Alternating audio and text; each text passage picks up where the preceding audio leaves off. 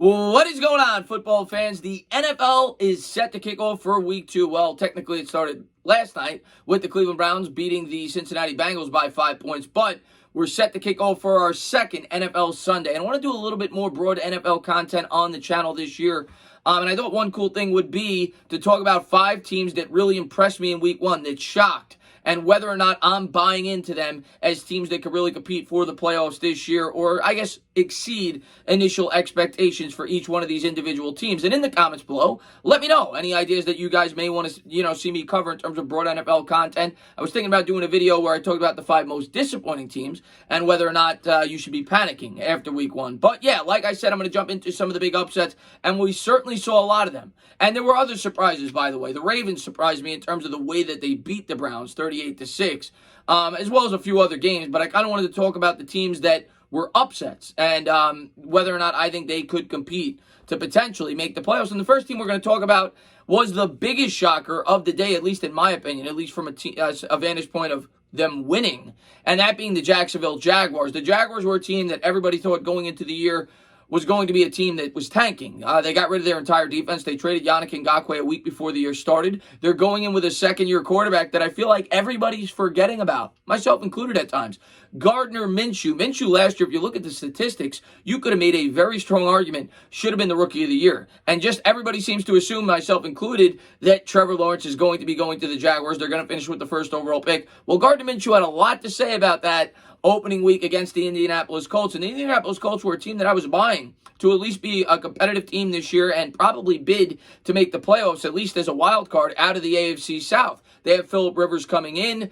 You think he could at least be a game manager. They brought in some nice weapons. Now Marlon Mack goes down. Jonathan Taylor should see an expanded role. They brought in a couple of wide receivers. Paris Campbell looked pretty good in this game. Rivers did throw for 360-something yards, but he did turn the football over twice, and that was the difference in this game. Minshew was sure-handed with the football. He was 19-20 for 173 yards, and 3 scores, and the Jaguars were able to get out of home with a win, and it was a game for sure. I had as a lock that the Indianapolis Colts were going to win. It was a shock to me, but am I buying the Jaguars as a team that could exceed expectations? Not really. I still think they're going to be picking top 3, top 4 in the draft. Maybe they're not picking first.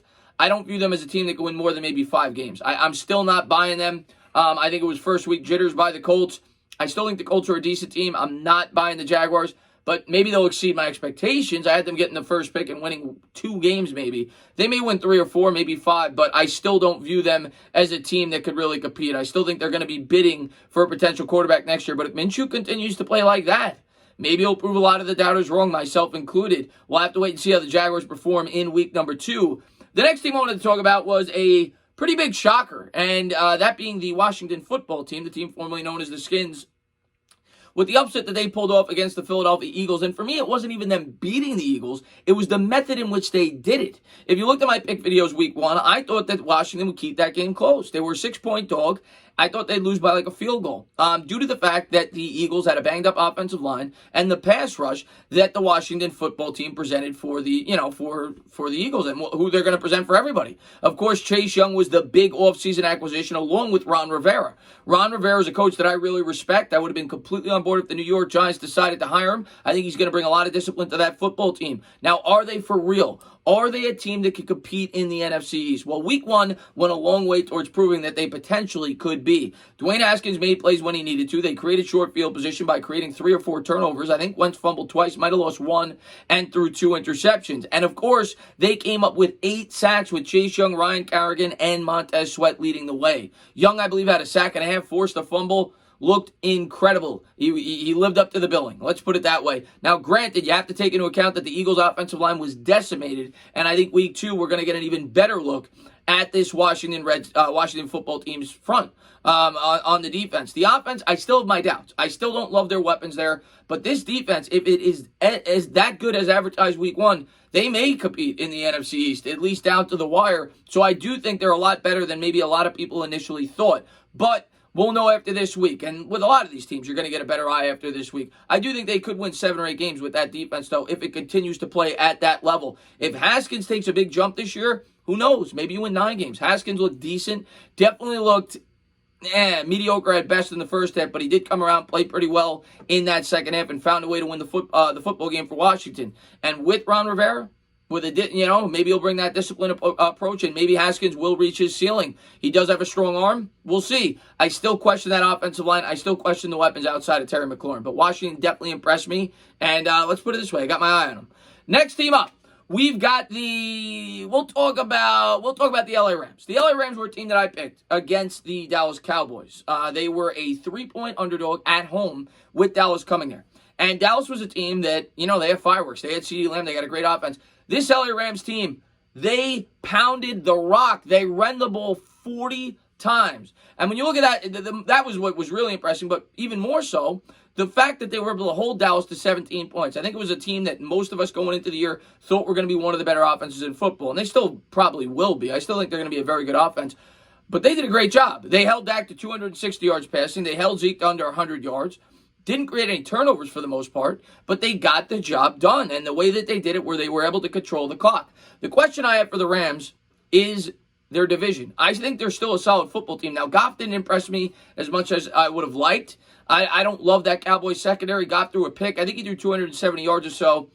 Didn't really throw the ball too well. I was hoping for a little bit more to Goff, but they found a way to win the football game, and the way they did it was running the football. I still think McVay is one of the best coaches in football. I think the Rams are better than maybe a lot of people may have thought. I'm still not buying them as a potential playoff team.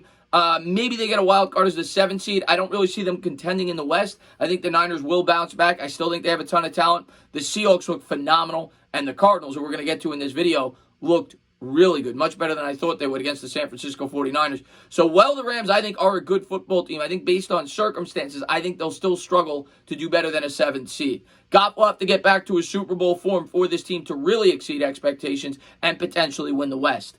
Next up, at number 2, we're going to go with the Arizona Cardinals. And the Arizona Cardinals were a team that everybody was buying in, except for me and a lot of other people. I'm bought in now. I'm bought in for them to at least be a good football team. I don't know if I got them at 12-4, 11-5. Maybe the 49ers had come out a little slow, Super Bowl hangover, who knows. But regardless, Kyler Murray ran for like 100 yards. He moved the ball. DeAndre Hopkins looks like a real weapon for that offense. I have no doubt about it. The Arizona Cardinals are going to be able to put up points. I still question the offensive line. I still think the defense is somewhat suspect. You saw Simmons get burnt in coverage against Mostert, and maybe the Niners came out skittish. But the fact of the matter is they went into San Francisco, and they beat them on their home turf. Now, San Francisco had an opportunity to close out that game, couldn't do it. You got to give the Cardinals credit. You got to at least buy in somewhat. Am I buying them as a Super Bowl team? No. Do I think they'll win the West? Probably not.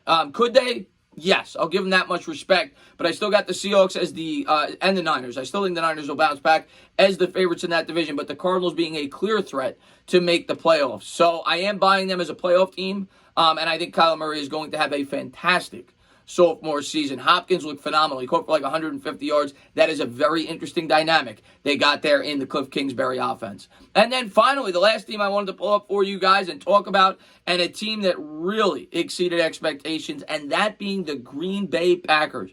Are the Packers for real? Well, they certainly looked it. Week 1. And the Green Bay Packers have a pretty complete football team. I know a lot of people said that they weren't a real 13-win team last year, and they weren't. Aaron Rodgers didn't chuck the ball all over the field. But one thing I think a lot of people forgot about, myself included, coming into this year, last year, Matt LaFleur was the new head coach. It was the first system that Rodgers had in a very long time that he had to learn, and they were able to prove that they were able to run the football with Aaron Jones. That's kind of where they built that offense around. This year, it looks as if, now granted, Minnesota does have a suspect secondary. They're going to be able to air out the football. Aaron Rodgers went out there, threw for 364 yards, 4 touchdowns, and he was putting zip on those throws. He looked like the Aaron Rodgers of old. And if he is, this Green Bay Packer team is a Super Bowl contender because they have a very good pass rush. Now, they still may struggle to stop the run. That was a weakness of theirs last year. We'll have to wait and see. But they have a very good pass rush. They have a very good offensive line. They have a very good ground attack.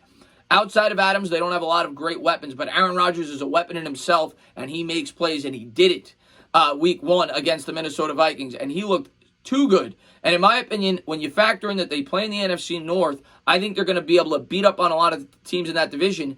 I think they have an opportunity to get a high seed, maybe a 2 seed, 3 seed. I am buying the Green Bay Packers off of week 1, and I was not going into the season, if they could remain healthy, as being a serious contender to go to the Super Bowl in the NFC. I think a lot of people were down on them after last year, but they're coming off a 13-3 season, guys. It's Rodgers' second year in this system. I think it looks as if after week one, he's learned it. The Vikings are not a joke of a football team, and he looks really good. And if Rodgers can maintain that, yes, I am absolutely buying the Green Bay Packers to be a contender to go to the Super Bowl in the NFC. So there's my take on the 5 teams that shocked us in week one and whether or not I'm buying them to be true contenders going forward. As always, guys, if you like what you watch, please subscribe, drop a comment, maybe give me a little thumbs up. Cheers.